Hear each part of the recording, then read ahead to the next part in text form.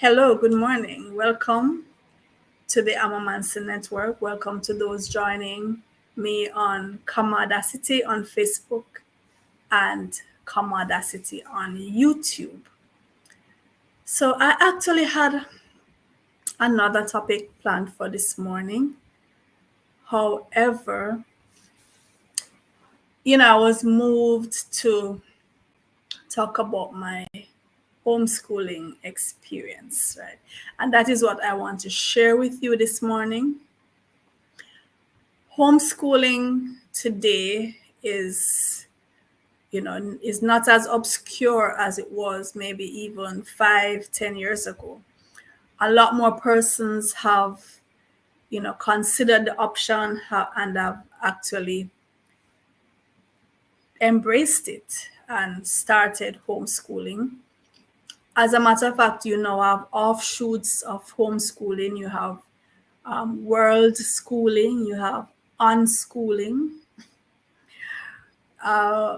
So people have taken the concept and have run with it and have reformed certain aspects of it and made it suitable to themselves, which that's what you should be able to do with whatever concept it is that you're working with. You should be able to take it and make it suitable for yourself.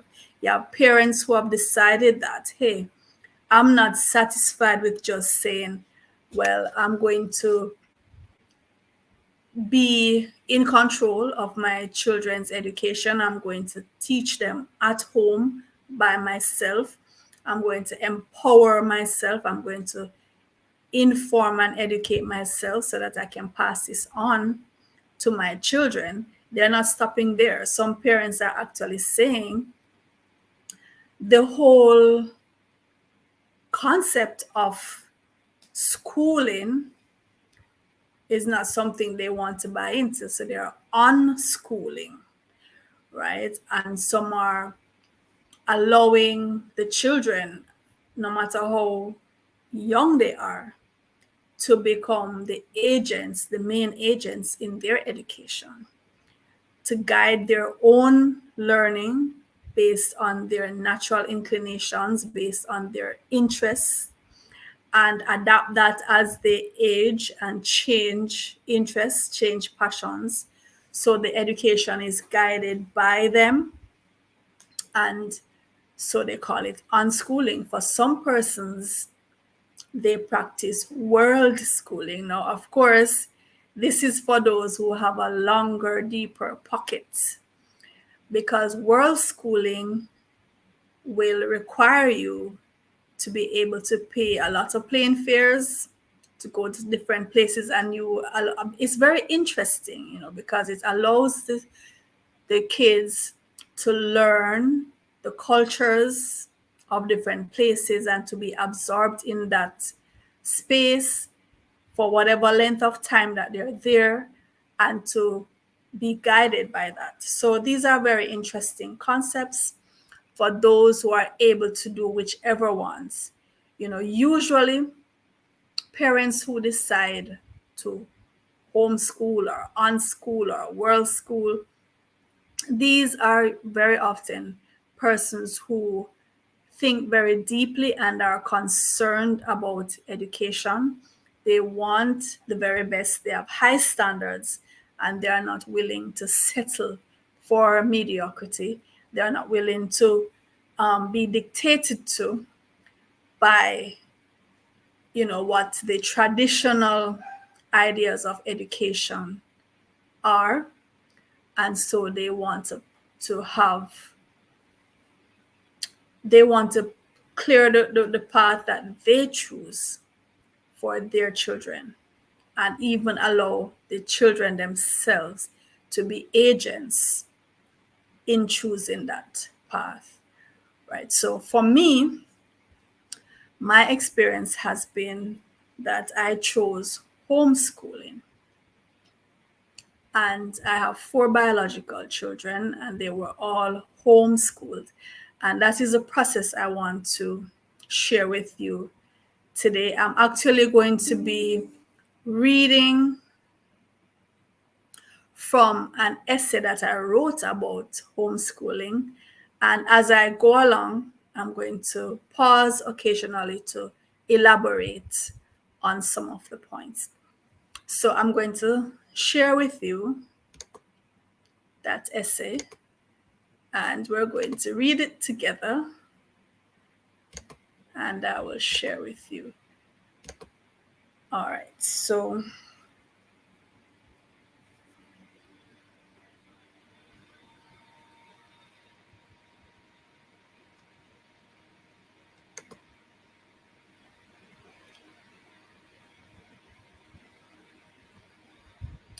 all right, so I'm not seeing it come up on the screen as yet.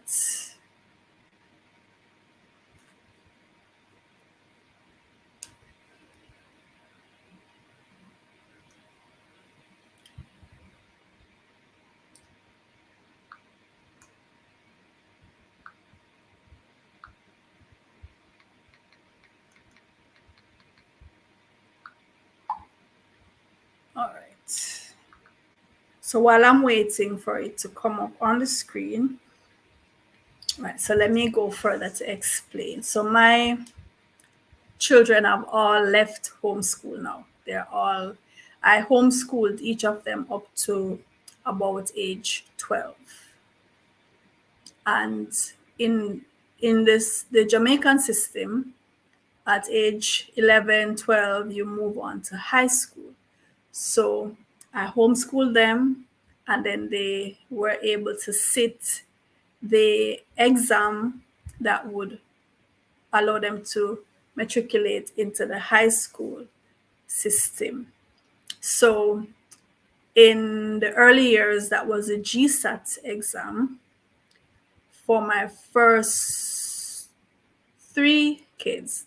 They sat the GSAT exam, and then another exam came in to replace that, which was the PEP exam. So my last son, he did the PEP, and then they went on to high school. So what I did was, even while they were at high school, preparing to do the CSEC exams. So CSEC is normally done in 11th grade. So while they were preparing to do that exam, they were still getting classes at home, preparing to do other CSEC exams. So for example, typically in Jamaica, a fifth form student or a grade 11 student would sit anywhere from 8 to 10 CSEC exams, right? Most students would do 8. The brighter ones, they'd push them to do 10. So my kids, they would do the 8 or 10 at the traditional high school, and then they would do other subjects at home with me. So for example, my first daughter, Shakama, she did 10 subjects at her high school, and she did 6 subjects with me. So in all, she sat 16 C6 subjects, and she passed all of them, 15 with the highest grade, which is a grade 1. That's the highest grade for CSEC, and she got 1 subject at grade 2. So I'll tell you more about her and her siblings' accomplishments as we go along. All right, so the essay is up.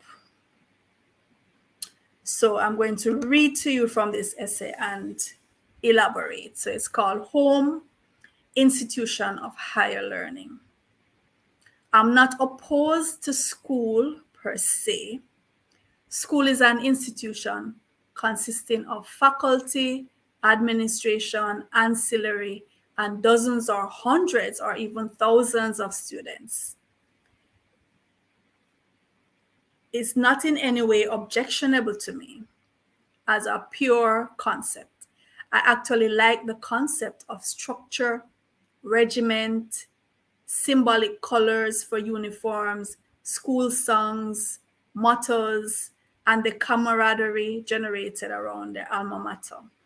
I'm not opposed to children spending anywhere from 5 to 8 hours away from home in a structured place, providing that place is conducive to their holistic education. And this is the crux of the matter and where the descent begins.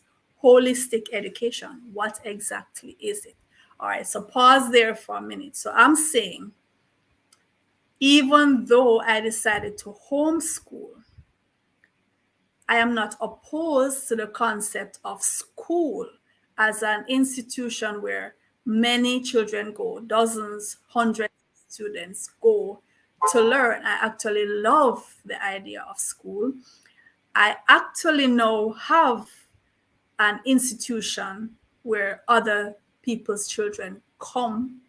So I own now and operate a school, and it stemmed from the homeschool experience and then other persons wanting, they saw the success of my own kids and they wanted their kids to be a part of that. And from there, we grew and grew and grew until now I have a regular day school. So I'm not at all opposed to school as an institution. I actually love the symbolism of the uniform, as I said, the camaraderie. I love the regiment, all of that. I love the concept of school children. It's something that makes me very happy. I love having children around me. I love nurturing them. I love pushing them to achieve, right? So the crux, as it said, for me was, what kind of school is it? What kind of education was being offered? Before I started having my own children, I had experience in the school system for one term, and that one term was enough for me to realize that the education that was being offered was not at all what I wanted for my children. And this was in an institution that was considered to be one of the top class prep schools in Kingston. And the education that I saw being offered there, which I assumed would be offered in other institutions at that level, and less would be offered in even the primary schools and the all age schools. I said, no, my children would get top class education, holistic education that included not just the academics, but they had to have a sense of their history, their culture. They had to be taught in such a way that they would know that they are capable of doing mathematics, doing science, mastering these areas. Because a lot of times, especially for Black students, they are made to feel like they are not capable of doing certain subjects, and they are pushed into certain areas because the idea is you are only suited for this, right? So they are pushed into hospitality, they are pushed into the arts, the arts, they are pushed into athletics, and they are not made to feel that they can manage mathematics and science, and deep thinking.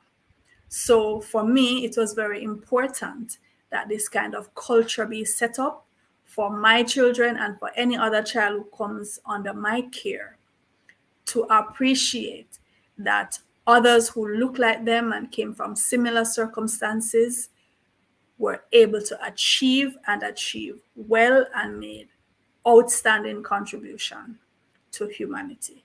So that for me is the clincher.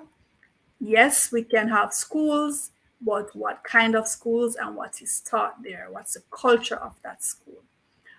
All right, I'll continue reading.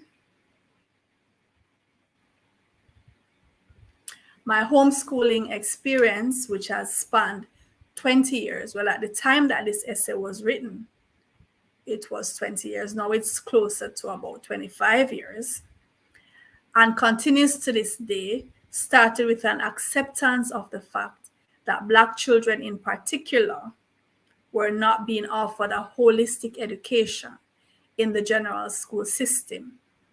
I define a holistic education as one that caters to a child's emotional, academic, political, historical, and psychological needs. A tall order? Certainly not. If education does not satisfy these, all of these, then it is of little use to the child and by extension to society. Children who do not know that they emerged from amongst great men and women will not believe it when you tell them that they can achieve greatness, especially if those children are bombarded with negative images of those who look like them on the television, radio, in magazines, etc., while at the same time being bombarded with positive images of their oppressors. Children do not respond well to hypocrisy. They are very honest and straightforward. They respond to images and propaganda. They are susceptible to subliminal programming and indoctrination of dogma. We must therefore feed them positive propaganda about themselves and their people. It is crucial that we encourage in them independent, objective thinking and a rational approach to problem solving. The curriculum must be specific to them and must be developed by those who have their best interests at heart. This is our mandate as loving parents and educators. So for me, it was extremely important that my children and anybody's children who come under my care know their history, know the contribution of their people, and know that they too are expected to make a significant contribution on the planet. So right now at our school, the Kemet Masai Academy, and by the way, we have a channel, a YouTube channel, we have a Facebook page as well, Kemet Masai Academy. Go on over, check it out. We have tons of videos on the Kemet Masai Academy, mathematics videos from grade 4 up. We also have motivational videos for students. We have a course called Black Achievers, where our students are given, they're assigned a particular Black person, whether child, woman, man, who has achieved, and they are made to go and do research and to compile a project on this person, right? So it's very important for me. We also have a course called Garveyism, where our students have to study the philosophies and opinions of Marcus Garvey. And I have a series of Marcus Garvey workbooks that the students work their way through and learn about this great man. So all of this is important to me. All right, my children's father and I decided before their conception that we would not leave their education in the hands of their oppressors, nor in the hands of those who did not acknowledge that something was deathly wrong with the way things were locally and globally. Their father is an artist / educator, and I am an author of, well, at the time it was 13 books, now it's 28 books. We insisted, in fact, we demanded of ourselves that we would source the relevant material, books, literally hundreds of video and audio cassettes, DVDs, magazines, charts, etc., sparing no cost, and expose our children to these things. The focus was on science and mathematics, two critical areas that Black people have been told they can't manage, and so they struggle with today. We also heavily focused on history, world politics, comparative religion, literature, and languages. We purchased high-powered microscopes, telescopes, glass slides, scientific experiment kits, chemicals, analytical charts, and a host of other resources. These things were very expensive and sometimes very difficult to obtain locally.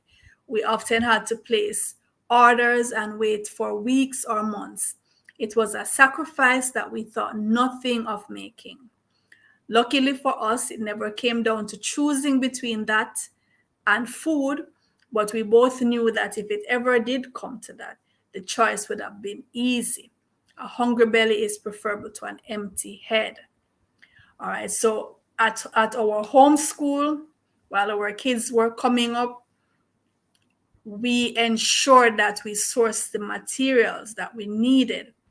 At the time, we still had video recorders, right? Video cassettes, DVDs, and we literally had hundreds of these. And these were educational videos, educational DVDs with science, mathematics, history, very important, critical thinking. And so my kids grew up in this environment, and it was just natural for them to be critical thinkers. It was natural for them to love science, to love mathematics, to explore the environment. Right now, all of my children have gone into the sciences because it was just a natural path for them to take. We allowed them to play outside. We allowed them to get dirty. We allowed them to just explore nature, and all of them love nature. And they're very deep thinkers. They're also politically aware, they're historically aware, and so they're well-rounded individuals. With our first child, Shakama, her education began while she was still in the womb. Her father was the breadwinner, and I stayed at home. I would read to her constantly, and I knew she heard my voice echoing down from my heart to hers. I read not only from storybooks, but from scientific texts and historical texts. Also, there was always constant music in the house from musicians such as Bob Marley, Peter Tosh, Fela Kuti, Nina Simone, Miriam Makeba, and a host of others. Poets such as Nikki Giovanni, The Last Poets, Hakim Adubuti, and Jill Scott Heron. Speeches from Black historians, professors such as Dr. Yosef Ben-Yochanan, Dr. John Henry Clark, Dr. Amos Wilson, Dr. Bobby Wright, Marcus Garvey, Malcolm X, etc. There were always voices ringing through the house, voices that sounded like ours with a message in tune with our objectives. This was crucial. There was no preaching to our children, just a steady flow of great voices carrying wisdom and freedom on the air. They were allowed to watch cartoons and some regular shows, in quotation, on television. However, we would often watch these shows with them and point out the disparities and the discrimination. This taught them how to be discerning in the things they watched and listened to. We were aware that we would not always be around them to help them interpret the world, so they had to be taught from early on to view everything objectively. They did their own thinking and were encouraged to respectfully challenge anything that didn't make sense to them. And this is how I approach my other students as well.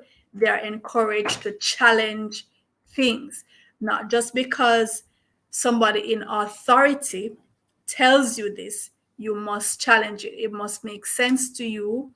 You respectfully challenge it. You have to think about everything, every piece of information that is given to you by anyone,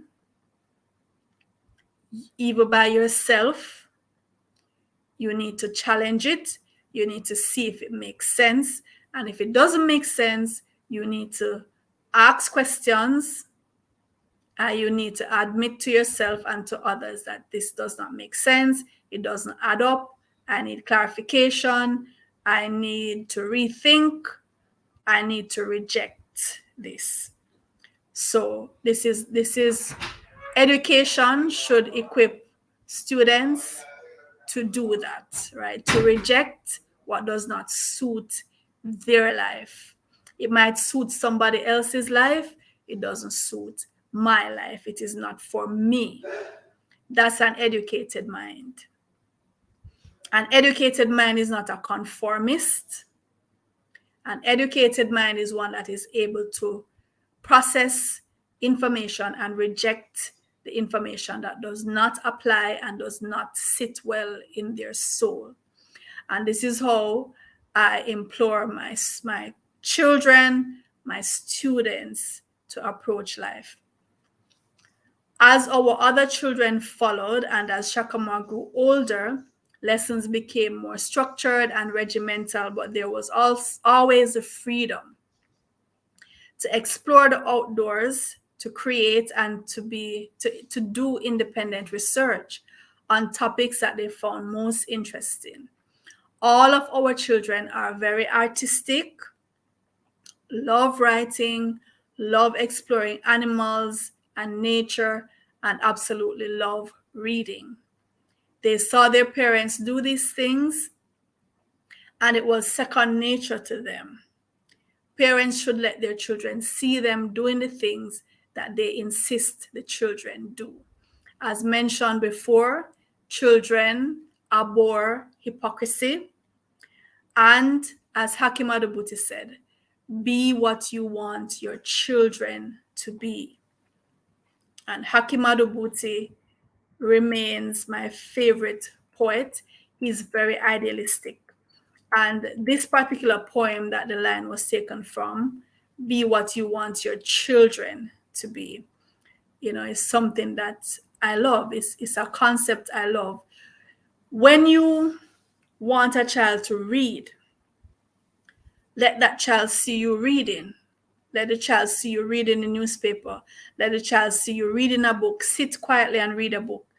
The child will just naturally read, because that is what they see mommy and daddy and auntie and uncle and siblings doing. It will just be a natural process for them.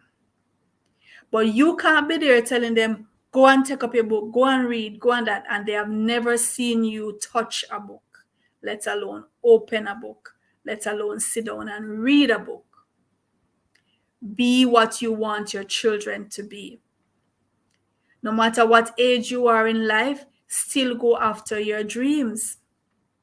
Whether you're in your 20s, 30s, 40s, 50s, 80s, once there is breath in your body, you can pursue your dreams. Don't give up. And don't be there pushing everybody else and telling them, go get it, go get it, go get it. And you have become stagnant. You have become demotivated. You have given up. You have to inspire others by your own actions. Continuing, I loved the idea of them entering certain competitions, such as the National Reading Competition, the Spelling Bee, the Mathematics Olympiad, and so on. Our children spent a great deal of time at the local library in Greater Portmore, where we live. They read voraciously. I also entered the National Reading Competition, winning twice in the adult category. Shakama has also won the competition twice and was runner-up once. Kuti and Renzori were both runners-up. They each have received several local awards, titles, and scholarships. Shakama was the 2012 Most Outstanding Local Candidate in CSEC, earning 16 passes at the same sitting, 15 of them at grade 1 proficiency. 10 of the subjects were studied at high school, Immaculate Conception High, and the rest were studied at home. Kuti also has amassed 17 CSEC subjects and was the youngest candidate to pass 6 CSEC subjects in one sitting at age 12. Shakama received the Mayor's Award from the Municipality of Portmore in 2014 and was featured on TVJ's profile with Ian Boyne that same year. Shakama and Kuti both won scholarships to study at Hillel Academy. Shakama has since won a scholarship to the University of Chicago, where she's presently studying. Our last child, Asar, is the only one of our biological children who is still homeschooled. The other three have moved on to high school or college. So this was written several years ago, so I need to update that. So Renzori, my third child, also has 17 CSEC subjects and also received the Mayor's Award. So 3 of my 4 children have received the Mayor's Award from the Mayor of Portmore. And Kuti also received a scholarship to Claflin University. So he has completed his undergraduate. This is how long ago that this article was written. Kuti has completed his undergraduate studies and graduated valedictorian of his graduating class, 4.0 GPA, right? So Renzori is now going off to college, and Asar, my youngest, is no longer at homeschool. He's actually going into grade 11 in September, right? So that's the update on my kids and their accomplishments, right? So Kuti was featured recently in the Gleaner here in Jamaica for graduated with the highest honors and top of the class valedictorian. I'm very proud of my biological children. I'm also very proud of my students because they too have achieved. They too have been featured in local newspapers and on television. We have Armani Dyer, Andre Sean Napier, and several other students who have achieved. So for me, it's never just about my kids. I also want to encourage other students to achieve. All right, the last paragraph, I believe this is the last paragraph. After a number of years of homeschooling our children, I started accepting other children into my fold just by word of mouth. Parents in the community and environs started noticing the success of our children and hope to get the same or similar results with theirs. Dozens of students have passed through my homeschool extension over the years. The results have been mixed, some great, some not so great. It all depends on the level of the level the child starts at, the willingness of the parents to make the necessary sacrifice in terms of time, material, and discipline. The exposure of the child to negative influences in their own homes that serve sometimes to undo or counter what we try to instill. Kemet Masai Academy has started the registration process with the Ministry of Education. The journey continues. So this was written several years ago. As I said, I have a powerful vision for my school, a vision in which I wholeheartedly believe and will see through. This mandate, hopefully, may be continued long after I am gone. All right, so that's the end of the essay.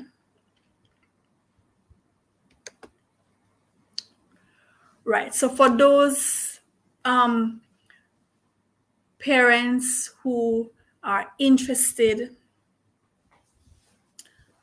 Oh, hello, Janice. I'm just seeing that you're right. Hi, Janice. I'm just seeing that you commented because I was looking at my screen, reading that essay. And Janice also, Dr. Janice Baker, is a homeschooler herself, right? So she can vouch for the success that you can have when you decide to commit yourself to the homeschool process. A lot of times, persons, when they hear that you're homeschooling, the thing that immediately comes to their head is socialization. It's so cliche. It's like they don't even think about it. They just ask, so what about socialization? Well, what about it? What about socialization? What is socialization? And the type of socialization that is available in the mainstream school, is that the kind of socialization that you even want for your child? Think about it. What are children exposed to in the regular school system? Right. Remember, you will have in a typical primary school, for example, you will have, say, all right, maybe anywhere from 500 up students, right, in the entire school, depending on, a lot of things, right? The location and all of that. You will have a number of hundreds of children. And in any given classroom, in Jamaica here, in any given classroom, typically we'll have 40-something students, 30-something to 40-something students. Now, these students are coming from every walk of life.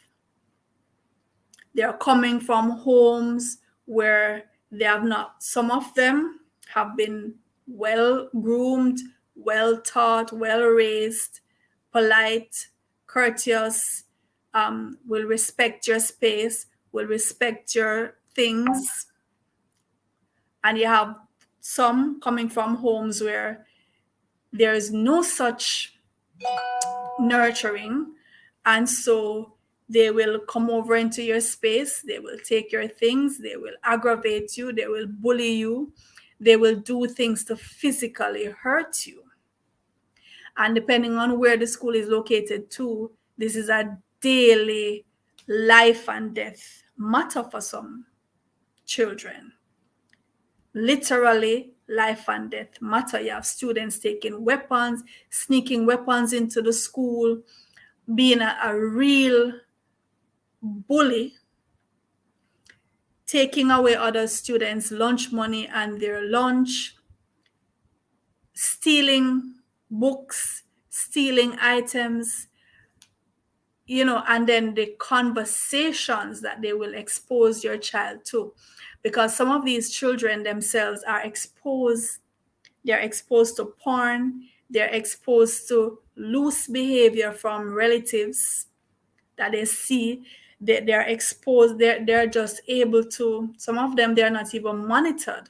They go home, they're latchkey children, they go home and they have access to the internet and they pretty much do as they please. They might have older siblings who are bad influences on them. And so they come into the school with all of this and they will influence your child. They will socialize your child, but in a negative way.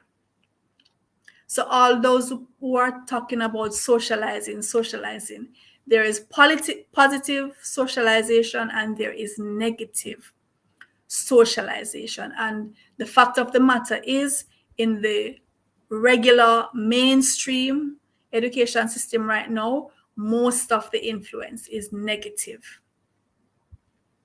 Most of the influence is negative because we have parents who themselves are not able to even monitor themselves and steer themselves along the right track, let alone the child.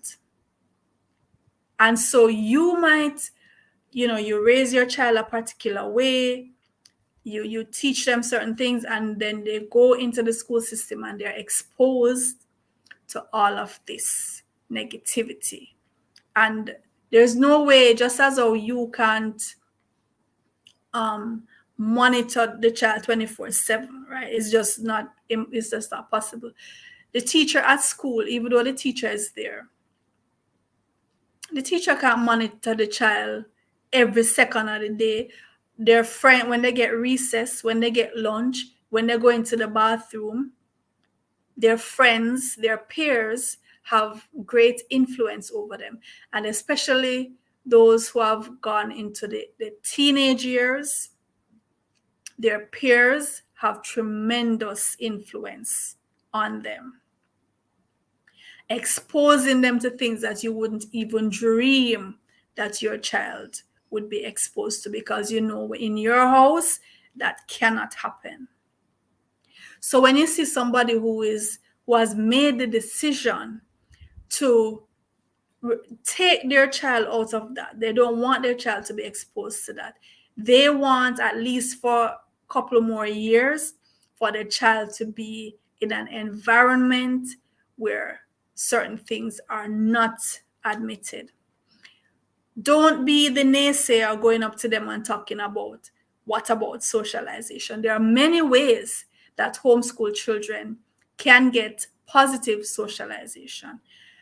You can, for me, even exposing them to certain online facilities, certain websites, certain even certain channels where they can interact while still being monitored. That is a form of socialization. But getting them involved in sports, getting them involved in creative arts, getting them involved in self-defense, in martial arts, all of these are things, in gymnastics, letting them learn to play a musical instrument, go learn a language outside of the home. These are also things that you can do for the socialization of your child, but still in environments where they can be monitored and nurtured in a positive way. These are things you can do, right? So this whole socialization thing is old, it's worn, it's done. It doesn't need to be brought up, right? There are things that you can do to ensure that your child is well-rounded and emotionally adapted and thriving. If you decide that you're going to consider the homeschool experience, you have to brace yourselves for these kind of naysayers, the negativity. And sometimes the persons who are coming with these counter arguments, they are not necessarily malicious. They genuinely have concern because they are not accustomed to this. This is a new way. Some of them have never even heard about this in their domain. It's something for the eccentric, it's something for the affluent. They don't see it as something practical for their neighbor or their relative or for themselves. And they're not necessarily coming with a bad heart. They have genuine concerns. But if you take the time to explain to these persons what your position is, what your intentions are, and you find that they still are resistant and they still are coming up into your space and trying to prevent you from going through, you need to cut these people off, because they will say things even to your children that will corrupt the mind of your child towards homeschooling. And you always want everybody to be on board, everybody who's going to be within that circle, the homeschool circle, particularly the children. You want their mindset to be positive towards the experience. So you don't want to have anybody constantly saying negative things to them about the experience, or I don't know why your mother is doing this, or your father doing this, and neglecting whatever and preventing you from bonding with your peers. And they will feed these negative things into your children. And remember, the child is the agent of his own education. So if his moral has been taking a constant beating from these naggings, he's not going to feel motivated, and he's probably not going to thrive unless you have to come super good, right? To neutralize that negativity. So to avoid all of that, just cut those people off or give them very limited access to your homeschool space. Another thing, if you decide that you're going to homeschool, you have to consider the legal implications depending on where you are. So different countries, different states, different domains have their regulations as it regards homeschool. You can't just get up and say, I'm going to homeschool, and be oblivious to what the requirements are in the place where you live. You might find yourself in serious trouble. You might find yourself even losing custody of your child. That's how serious it can get, depending on where you are. So you always want to find out what the regulations are. What do you need to do? Sometimes you even have to have certain qualifications,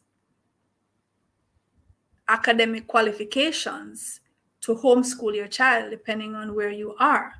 And if you don't, and you go ahead and pull the child from the regular school system, you might get into trouble. So make sure you find out from the Ministry of Education where you live, from the independent schools unit where you live, and find out what are the requirements for me as a parent who wants to homeschool my child. There might be forms you need to fill out. There might be documents you need to provide. But no matter how tedious the process, it is worth it. It is worth getting these things done and making sure that you're in the clear to start the process. So getting all of that out of the way, you need to arm yourself with information. If you are going to be the one who is providing the teaching, then you need to ensure that you do have the necessary information and that you are capable of transmitting this information to them. Be honest with yourself, and depending on the level where your child is at, you might have to consider taking in other tutors to help with certain areas. Remember, these don't have to be teachers who are going to come in physically into the space. You can have online tutors, right? You can purchase courses and work through the courses along with your students. There are so many options now. You can have a tutor who lives in Madagascar, for all intents and purposes, who comes into your living room or wherever you set up your homeschool and teaches your child how many hours per week, and you pay that person and your child can benefit, right? You can decide to be more structured in your approach. You can set up a home space that actually looks like a classroom with charts and desks and chairs and, just the way that a regular school would be set up. You can choose that. Or you can be more casual. You have kids laying on the floor, on the couch, wherever, in the garden, at the beach. You decide. You decide what your learning environment is going to be like, how you want to set it up, whether you want to be more structured and in the traditional sense, or you want to be more relaxed and let the child decide what posture he or she wants to be in, what place in the home he or she wants to be in for today, for this session. It's all up to you. That's the beauty about homeschooling. You are the one who guides the space, guides the process along with your child, depending on how much autonomy you're going to allow the child to have. Like I said, persons have different views on how much autonomy a child would have. For me personally, I am not in the concept of unschooling. I'm not in the concept of allowing children to dictate what they study and when they study and how much they study. I will grant a child certain autonomy, but it depends. But generally speaking, we are parents for a reason. We are parents because at a certain age of development, the child is not mature enough or capable to decide what is best. That's why he or she has a parent or parents. And so there are certain things that I think I must be the one who decides what is studied, for how long, that kind of thing. However, there are decisions that, of course, you allow the child to start coming into independence and being able to make decisions regarding their outcomes, of course, right? But parents should be parents. That's my view. I would not allow a 4-year-old, 5-year-old to be guided by just by their passions and their inclinations. No, their brain is not developed to the point where they can make those kinds of decisions. That's just my opinion. Of course, you're entitled to your opinion, and you decide how you're going to approach homeschooling. But whatever you decide to do, just ensure that you are honest with yourself in terms of providing the education, sourcing the material, as well as how you're going to fund the whole process. Usually, how it works is that one parent will be the main educator, and the other parent, of course, would have to be the breadwinner. That's how it usually works.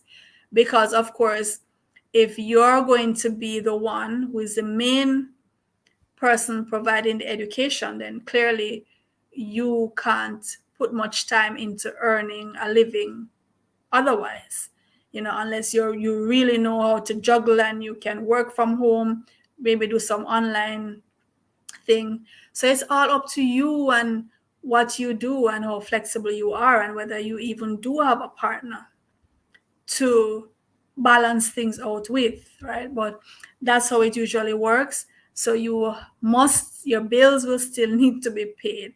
So bottom line, not everybody can afford to homeschool. We have some single parents who they have to go out and earn their bread. They just cannot stay home with their children and teach them, and they cannot afford a private tutor. It's just the reality of how the situation is. A lot of persons would love to homeschool. They just cannot afford it because who would pay the light bill? Who would pay the water bill? Who would pay the internet? All of that. Who would buy food? If I am here with the child, teaching the child, and I don't have the necessary skills to do online work, maybe the skills that I have, I definitely have to go out and do a particular job to earn my keep. So it's just not a reality for many persons. And that is why for me, like as I started out, I say, I have no problem with the concept of school as an institution, a place where you go with dozens and dozens and dozens, even hundreds of children in that environment, because for most of us, that is going to be the reality. So the important thing is to ensure that this institution that we have is holistic and is nurturing and is conducive to learning, so that parents who cannot afford to have their child in a sheltered place can at least send their child to this institution and have the same outcomes, and rest assured that the child will be encouraged, the child will be nurtured, the child will be taught certain things that they need in terms of life skills, the child will be motivated, the child will be protected. That's the kind of environment we need to provide for our children. I firmly believe that. At my school, the Kemet Masai Academy, we have a motivation session every morning for 1 hour, just motivating the children, reading to them, talking to them, playing music for them, letting them meditate, letting them be calm to face the day. And we ensure that they have to research about their history. They have to study the philosophies of Marcus Garvey, which teach self-reliance, empowerment, confidence, loving your race, loving who you are, loving those who look like you, encouraging those who look like you, buying from those who look like you, setting up your businesses, becoming an entrepreneur. Not just having the idea of, oh, I'm going to work for somebody else, but to set up something for yourself, to empower yourself and to provide jobs for those who are inclined to work for others. At least provide quality job experience for those who look like you. That is why it was important for me to establish my school, not to leave it at homeschool. I've homeschooled my children. They've all gotten to the stage where they've gone off now to college. Only one is still left in high school. I want to provide that holistic experience to other people's children. And that is why I do what I do. If you are in the position where you can provide homeschooling for your child, I would say absolutely go for it, because it will be the best decision that you make for that child. You can provide the safety, the cleanliness, the supervision, and cater their education to what you know they need to have, right, in order to thrive in this modern world. So I would encourage you, if you have considered homeschooling, just make sure you check off all the necessary things you need to do. Make sure you get all the resources that you're going to need. And if you can't provide the resources, or you can't provide the education yourself, then ensure that you get persons who are qualified and skilled in the different areas that you need to provide for your children. So I would encourage you. It's going to take courage, because you'll be swimming against the tide, right? You'll be rubbing against the grain. And so, yes, you're going to come upon resistance. The resistance might even come from your spouse, from the child's father or the child's mother. It might come from relatives. It might come from, people in the community who feel like they need to put their word in your business because they know what's best for you. The resistance is going to come, and so you have to be firm in your decision. You have to be firm in your decision, right? Be steadfast, be confident, and go for it. If you can do it for just 1 year, even, do it for a year. If you can do it for 2 years, do it for 2 years. If you can do it for as long as your child needs it, then all the better. All right. So that's my message to you today. Until we meet again, remember the golden rule: do unto others as you would have them do unto you. Do unto others as you would have them do unto you. Until next time, this is Kama. Take care.